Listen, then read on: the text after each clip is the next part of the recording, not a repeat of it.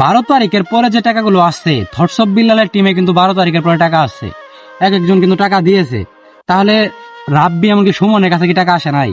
এই প্রশ্ন ছুড়িয়ে দিলাম দেশবাসীর কাছে। আপনারা ভিডিওটা প্রচুর শেয়ার দিবেন যেন রাব্বি এমনকি সুমনের কাছে ভিডিওটা পৌঁছে যায়। সবচেয়ে দর্শক ভালোবাসি আপনার জন্য আজ আমি শেরপুর আছেন। তো এই মুহূর্তে একটা কন্টেন্ট দেখতে পাচ্ছেন যা অসাধারণ একটা কন্টেন্ট।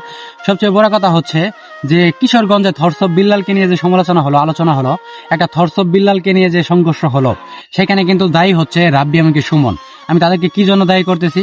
কারণ হচ্ছে 12 তারিখের পরে যে টাকাগুলো আসছে, থটস অফ বিল্লালের টিমে কিন্তু 12 তারিখের পরে টাকা আসছে। একজন কিন্তু টাকা দিয়েছে। তাহলে রাব্বি এমনকি সুমনের কাছে কি টাকা আসে নাই? এই প্রশ্ন ছুড়িয়ে দিলাম দেশবাসীর কাছে। আপনারা ভিডিওটা প্রচুর শেয়ার দিবেন যেন রাব্বি এমনকি সুমনের কাছে ভিডিওটা পৌঁছে যায়। সবচেয়ে বড় কথা হচ্ছে একজন মানবিক কাজ করার অবস্থায় যে ব্যাংক অ্যাকাউন্ট বা বিকাশ নাম্বারগুলো দেওয়া হয়, সেই ব্যাংকের টাকা, বিকাশে যে টাকাগুলো আসে, সাইদকে টাকা দেওয়ার পর যে টাকাগুলো আসছে, সেই টাকা দিয়ে তারা এখন চাউলের বস্তা কিনতেছে, মানুষের ঘর বাড়ি করে দিচ্ছে, নাম করতেছে যে সুমন দিচ্ছে, রাব্বি দিচ্ছে। এগুলো সিম্প্রিয়তি নিচ্ছে মানুষের কাছে। তাহলে যে টাকাটা সাইদের অধিকার, সাইদকে দেওয়া উচিত, সেই টাকাগুলো কিন্তু তারা গরিব অসহায় মানুষকে দিচ্ছে। তারা নিজের নাম করতেছে যে আমি টাকা দিচ্ছি, মানে ভিউ ব্যবসা করতেছে। এখন বর্তমানে মানবিক কাজের মধ্যে প্রচুর ভিউ ব্যবসা চলতেছে। আপনারা যদি একটু সতর্ক থাকেন তাহলে বিষয়টা বুঝতে পারবেন। সিম্প্রিয়তি মানবিক কাজ কি?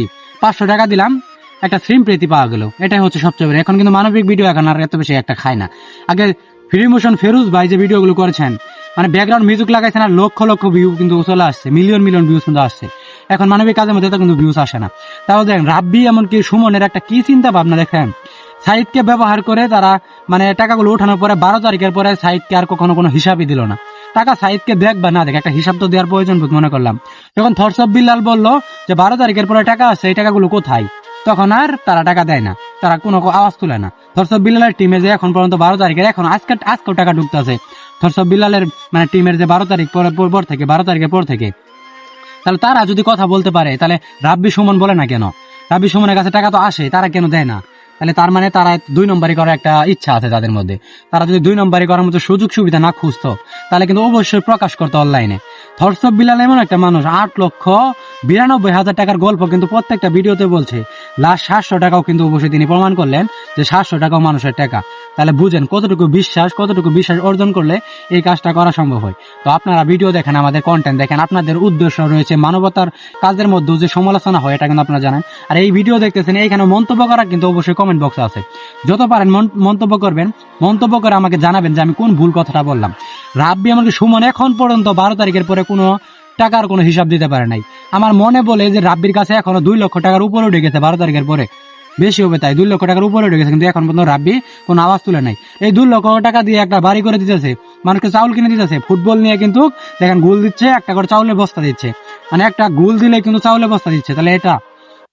তাহলে চিন্তা করে দেখেন মানুষ কতটুকু নির্লজ্জ পর্যায়ে চলে গেছে। রাব্বিকে আমি খারাপ বলতেছি না, রাব্বি কিন্তু ভিউ ব্যবসা করতেছে বর্তমানে মানুষের সিম্প্রিয়তি নিয়ে। 12 তারিখের পরে যে টাকাগুলো আসছে এখন পর্যন্ত আমরা হিসাব পাই নাই। সেই হিসাবগুলো দেওয়ার পরে যদি তিনি গরিব মানুষকেও সাহায্য করে, তবু আমরা মেনে নিতে পারবো। কিন্তু সে কিন্তু সাইজের নামে টাকা উঠানোর পরে 25 লক্ষ টাকা দেওয়ার পর কিন্তু আর কোনো কথা নাই। মানে পরে যে 12 তারিখের পরে আরো টাকা উঠছে, এগুলো কোনো মানে আওয়াজ নাই। তাহলে বুঝেন থটস অফ বিল্লাল আসলে একটা ব্র্যান্ড। থটস অফ বিল্লাল আসলে অনেক এগিয়ে, কারণ সে সত্যবাদী, সত্যকে অবশ্যই সত্যই বলে, মিথ্যাকে মিথ্যাই বলে। থটস অফ বিল্লাল যে প্রমাণগুলো করলো, তার টিম গিয়ে সবাইকে ডেকে টাকাগুলো সবাইকে দিল, দেওয়ার পর প্রমাণ নিলে 12 তারিখের পরে কত টাকা তোমাদের কাছে আসছে এটার প্রমাণ দাও। তাহলে চিন্তা করে দেখেন কোন জায়গায় আমরা বসবাস করি, মানুষের সঙ্গে মিশতেছি, কে কেমন মানুষ আমরা এখন মতো মানুষই চিনতে পারি না। তো ভিডিওটা প্রচুর শেয়ার দিবেন, ভালো থাকবেন, সুস্থ থাকবেন। দেখা হবে নেক্সট কোনো নতুন একটা ভিডিওতে। আজকের মধ্যে এখানে বিদায়, আল্লাহ হাফেজ।